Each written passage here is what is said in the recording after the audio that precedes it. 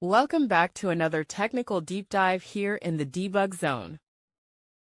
Today we're tackling a big question and breaking it down with insights from other users.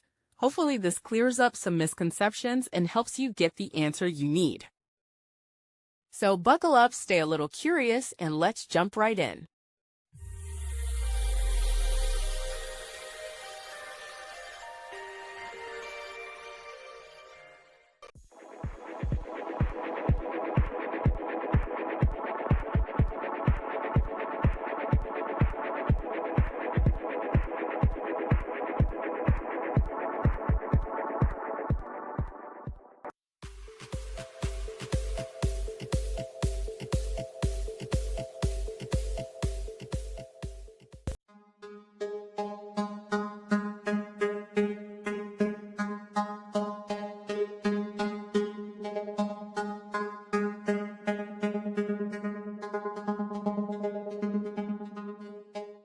And that's a wrap.